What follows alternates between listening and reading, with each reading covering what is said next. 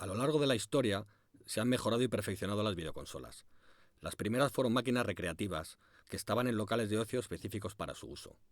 Solían tener un joystick y un par de botones para los personajes, aunque algunas contaban con un segundo setup para que dos personas pudieran disfrutarla. La Atari 2600 fue de las primeras consolas a las que se les pudo dar un uso doméstico. Tuvo gran éxito comercial y contaba con la presencia de cartuchos intercambiables en los que se encontraban los juegos. Su controlador gozaba de un joystick y un paddle. La NES supuso una gran revolución. Fue comercializada por Nintendo entre 1985 y 1987. Contó con títulos tan conocidos como Legend of Zelda, Super Mario 64 o Bomberman.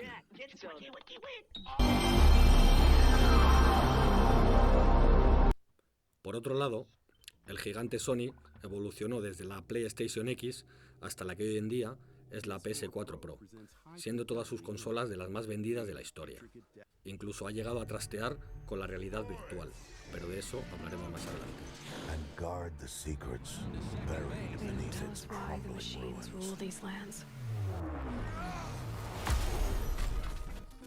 La evolución de los gráficos es otra cosa a tener en cuenta, pues han tenido una notable mejora con el paso de los años, llegando a ser tan importantes como para lanzar de nuevo videojuegos con la misma historia, como Crash Bandicoot, Super Mario Bros. O The Legend of Zelda.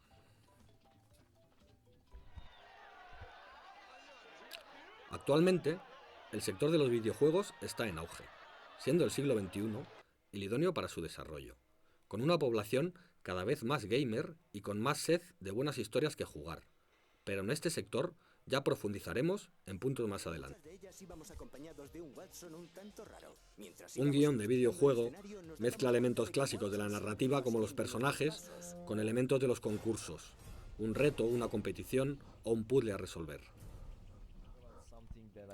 Una de las fases más importantes en la producción del guión es definir el género del videojuego, ya que cada uno tiene una estructura narrativa diferente, y dependiendo de este, el guionista tendrá un trabajo casi nulo o esencial para el producto final. No es lo mismo un videojuego de carreras o de fútbol, en los que quizás se busca más narrar el realismo y llevarlo a una consola, que un videojuego de superhéroe en el que tienes que meterte en su piel y vivir su historia. El género del videojuego marca las necesidades de desarrollo de cada personaje, siendo los simuladores y juegos de acción los que eligen los personajes más estereotipados. La contraparte serían los juegos de acción y de rol, donde debes crear un personaje más elaborado y con ciertos matices, que una vez se desarrolle la trama, vayan alterándose, dando lugar al character development. Una vez tejida la personalidad del personaje, se trabaja la apariencia física de este, el cómo se va a ver dentro del videojuego. Pues influye desde el punto de vista cómo quieres que el espectador perciba la historia. Ahora, por ejemplo, todos los juegos de lucha, o siempre han sido los juegos de lucha en una vista o en un plano lateral, que es en 2D, pero ahora se están construyendo a partir de 3D. Influye muchísimo cómo queremos contar el mundo que queremos trasladar al jugador. Si vamos a hacer un mundo futurista o un mundo, digamos, que lo más realista, siempre vamos a optar por el camino en 3D, pero si vamos a contar con mundos así tipo cartoon o tipos así, juegos deportivos, sobre todo más que nada tipo cartoon, siempre tiramos más por el 2D, porque eso permite optimizar más los recursos. Los elementos en 2D no tienen profundidad y permite que podamos aprovechar los recursos para otras cosas. La jugabilidad se puede definir como las experiencias de un jugador durante la interacción con el propio juego. Es el sentirnos dentro del juego, interactuar al máximo con nuestro entorno para poder sentirnos como el protagonista. La jugabilidad es básicamente eso que hay entre medias de la interacción entre el jugador y el juego. Dependiendo de lo que quieras hacer, porque evidentemente antes hice referencia a Life is Strange, un juego narrativo no te pide unas mecánicas demasiado pulidas, simplemente que estén las opciones visibles y que encajen con la narrativa. Pero si hablamos, por ejemplo, de un videojuego rollo Dark Souls, que las mecánicas son un plato fuerte del juego y con las propias mecánicas te comunica, ¿por qué en el Dark Souls al rodar pierdes estamina y en otros juegos no? Es que es parte de la mecánica, te expones al rodar. Es una decisión, ¿qué haces? ¿Golpeas? ¿Te mueves para recuperar estamina? ¿O ruedas para intentar esquivar y dar un golpe? Las mecánicas es parte también de la comunicación entre el videojuego y el jugador. Y creo que dependiendo del juego, pues evidentemente tiene que adaptar. Otro punto a tener en cuenta para la jugabilidad de un videojuego es la ambientación del mismo. Esta es una de las mejores maneras de crear la inmersión del jugador en el juego. Los puntos para tener en cuenta dentro de la ambientación de un videojuego son tanto los sonidos del personaje como los sonidos del clima del juego, detalles artísticos dentro del juego o música ambientada en el tema de la escena. La gracia de los escenarios es que no es solo un salvapantallas bonito para tu ordenador. Está bien que lo sea, pero aparte de eso va a ser el espacio por el que el jugador se va a mover. Con lo cual tienes que tener en cuenta cuáles son las posibilidades de movimiento del jugador, cuáles son las posibilidades de interacción del jugador y todo eso aplicarlo al escenario en el que va a moverse e interactuar. Las cinemáticas son la manera de proporcionar No cortes. Las cinemáticas son la manera de proporcionar información... No cortes. Las cinemáticas son la manera de proporcionar información adicional y diálogo. El jugador puede o no controlar el personaje. En la mayoría de los juegos no suele interactuar el jugador. Las cinemáticas también pueden ser animadas, imágenes reales o previamente renderizadas gráficamente por ordenador. Puede ser una película interactiva o estilo novela gráfica. Cuentan con una calidad bastante superior. En muchas ocasiones, las bandas sonoras son hechas exclusivamente para el videojuego. Aporta ambientación y da esencia. A lo largo de la historia, algunas bandas sonoras han sido dignas de estar más allá del videojuego. Por ejemplo, el primer concierto de Final Fantasy fue interpretado por la Orquesta Filarmónica de Los Ángeles. Todas las plazas fueron vendidas el primer día y fue representado en varios lugares de Estados Unidos. Esta industria ha tenido un crecimiento muy notorio durante los últimos años, pero ¿cuánto dinero mueve verdaderamente? El mercado del videojuego sufre cada año un aumento en sus ventas, siendo la primera opción de ocio audiovisual en España, alcanzándose en 2017 un total de 1.359 millones de euros facturados, un 16,9% más que en el año 2016. Le siguen el resto de industrias del mundo audiovisual, como el cine con 597 millones de euros de facturación anual o la música con 232 millones de euros. Realmente durante la fase de la preproducción es cuando se realizan encuestas sobre lo que hay en el mercado actualmente, lo que está triunfando y lo que no. Y en base a eso tú realizas el videojuego. ¿Qué es lo que pasa? Un videojuego no se hace en 2 días. Se tarda mucho tiempo. Entonces, cuando tú vayas a sacar el videojuego, los resultados de esas encuestas realmente ya no te sirven de nada.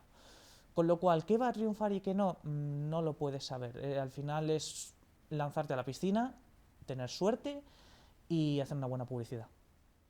Cada vez es más complicado conseguir una buena financiación para un juego. Las pequeñas productoras tienen que buscar las formas de encontrar sus propios recursos para poder llevar a cabo su proyecto. De esta necesidad nace el crowdfunding. El crowdfunding es una red de financiación colectiva, normalmente online, que a través de donaciones económicas o de otro tipo consiguen financiar un determinado proyecto a cambio de recompensas. El caso más conocido es el videojuego The Binding of Isaac, el cual consiguió un total de 38.335 patrocinadores y recaudado $2.650.875.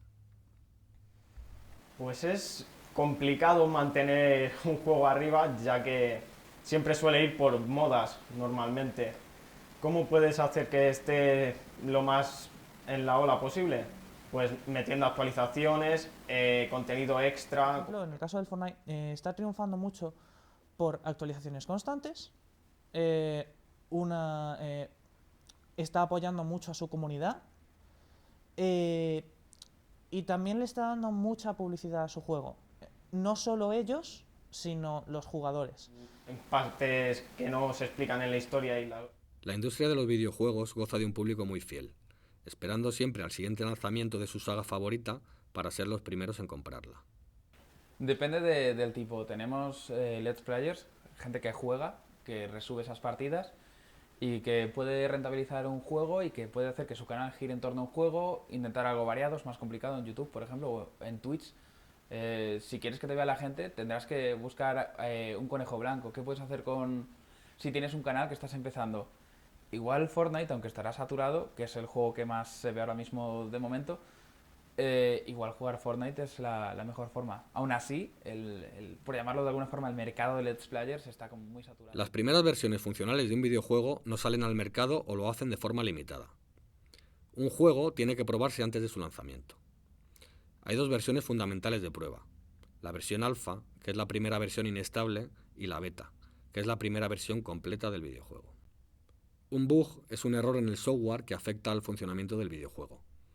El glitch, a diferencia del bug, no afecta a la experiencia del juego. Pues nosotros conocemos en el argot o lo que es en el gremio es sobre todo el pulir los errores, todos los bugs. Lo que pasa es que mucha gente piensa que los bugs se limitan solo a la parte de programación y pueden ser distintos tipos de bugs. Tenemos bugs de, por ejemplo, un mal rigueo, unas texturas no bien coordinadas, un buen mapeo, un poligonaje que no esté completamente adaptado, una captura de movimiento, una animación que no esté bien integrada o bien importada.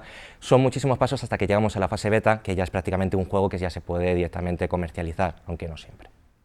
Un parche es una modificación para corregir o actualizar ciertos aspectos del juego. Los parches pueden ser oficiales o hechos por la propia comunidad de jugadores para ampliar vestuario, escenarios, nombres o aspectos que se puedan modificar.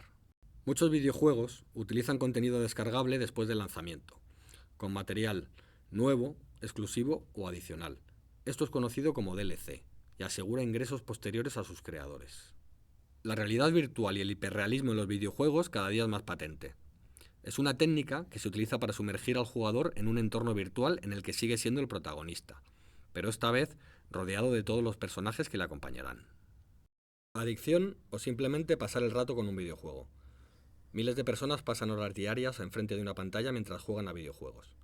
Esto no solo puede conllevar problemas físicos, sino también problemas mentales. Más de un 40% de adolescentes juegan más de 2 horas diarias en días no lectivos. Casi un 40% de jóvenes tiene un ordenador en su cuarto. Más del 60% de adolescentes juega con normalidad al ordenador. Bueno, pues los videojuegos generan emociones positivas reforzantes y esta es la potencialidad adictiva que tienen los videojuegos. El aspecto adictivo de una conducta no reside tanto en la frecuencia con la que se realiza esta conducta, sino en la relación que establecemos con ella. Por ejemplo, una persona que va a trabajar todos los días o que va a estudiar todos los días, la frecuencia de esta conducta es muy alta porque lo hace todos los días y no por ello se convierte en adictiva. En cambio, con los videojuegos, estos al ser divertidos, ágiles, cambiantes, que son fáciles de usar pero no tan fáciles de dominar, que nos dan recompensas o nos dan castigos en función de los objetivos, esto es lo que hace que puedan llegar a ser adictivos, esa relación que establecemos con ellos. ¿Cómo se traduce esto en el cerebro? Pues en el cerebro tenemos unos sistemas de recompensa donde se genera dopamina y esta dopamina nos hace sentir felices cuando la segregamos. Entonces, cuando realizamos una conducta que nos hace sentir bien y segregamos esta dopamina, esto es lo que nos dice eso te hace feliz y entonces tendemos a repetir esa conducta una y otra vez para volver a sentir lo mismo. En el caso de los videojuegos, se sabe que el nivel más alto de dopamina que se segrega es cuando hay un 50% de probabilidad de fallar o acertar. Esto se puede relacionar más con los juegos de azar, pero se sabe que ese es el punto donde más dopamina se segrega. Y luego, pues, sabemos que no solamente esto está relacionado con la dopamina, sino que hay otros factores. Por ejemplo, en los videojuegos tenemos emociones visuales, táctiles, auditivas, y todo ello activa diferentes partes del cerebro. A mayor activación de diferentes partes del cerebro va a haber una mayor estimulación y esto hace que haya, en último caso, una mayor adicción. Esto último que acabamos de oír son declaraciones hechas por una psicóloga profesional. Pero, ¿cuál es la opinión de una persona que realmente esté jugando todos los días? Es la sensación de victoria, sobre todo en juegos, opinión personal, sobre todo en juegos que tienen que ver con el online, porque a fin de cuentas un bot es un bot, pero un jugador es un jugador.